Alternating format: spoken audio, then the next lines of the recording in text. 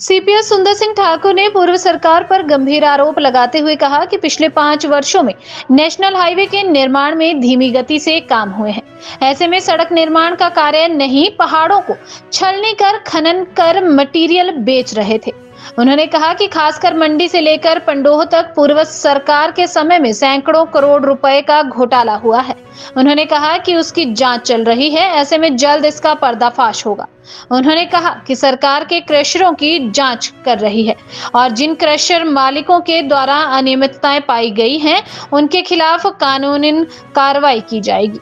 उन्होंने कहा कि जो क्रशर नियमों के अनुसार ठीक पाए गए हैं, उनको सरकार खोल रही है। अमेरिका की भविष्य में व्यास नदी में खनन को लेकर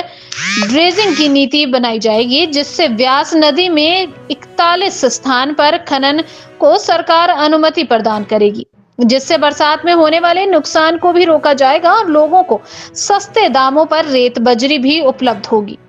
पिछले 5 सालों में जो है जिस प्रकार से हमने देखा कि बहुत सारा जो नेशनल हाईवे पे जितना भी ये कंपनीज लगी हुई, इन्होंने जो धीमी गति से इनके काम हुए हैं, उसमें यही था कि वो सड़क नहीं बना रहे थे, वो सिर्फ वहाँ से जो है जो मटेरियल बेच रहे थे, ख़ासतौर पे मंडी से पंडोह तक, उसकी जांच हो रही है। उसकी बिल्कुल जांच होनी भी चाहिए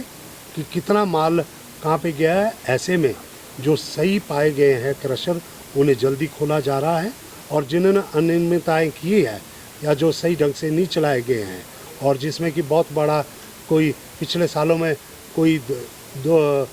10-50 करोड़ का नहीं है, सैकड़ों करोड़ का घोटाला जो इसमें पूर्व सरकार का निकलने वाला है, उसकी भी छानबीन हो रही है और बहुत ही जल्द क्रशर को खोला जाएगा। और उसके साथ में 41 साइट्स को कुल्लू में, संगम, जिया, बुनतर के साथ में, मैं एक उदाहरण दे रहा हूँ, ऐसी कुल्लू के जो भूतनाथ पुल से शास्त्री नगर तक नदी को पूरी सफाई किया जा रहा है, और हम कोशिश कर रहे हैं कि ऐसी कोई ड्रेजिंग नीति लाई जाए जिससे कि हर साल ये मलबा जो इन नदियों में भर जाता है, जिसकी वजह से हमारे तटों को नुकसान हो रहा है, रायसन हो, पतलीकुल हो, लारजी हो, पूरे जगहों को कसोल, कटागड़ा, ब्रेवना, मणिकर्ण, पूरे क्षेत्र के लिए जो ड्रेजिंग नीति लाई जा रही है, और उसके लिए मैंने वन विभाग की तरफ से एक बैठक की है, और कुल्लू के लिए हम एक बहुत स्थायी नीति लाने वाले हैं कि हर साल जो ये मलबा इकट्ठा हो रहा है, इसे जो है क्रशर्स के लिए या माइनिंग के लिए सरकारी तौर पर ऑक्शन किया जाए, जिससे हमारे तट भी बचे रहेंगे और लोगों को मटेरियल भी सस्ता मिलेगा।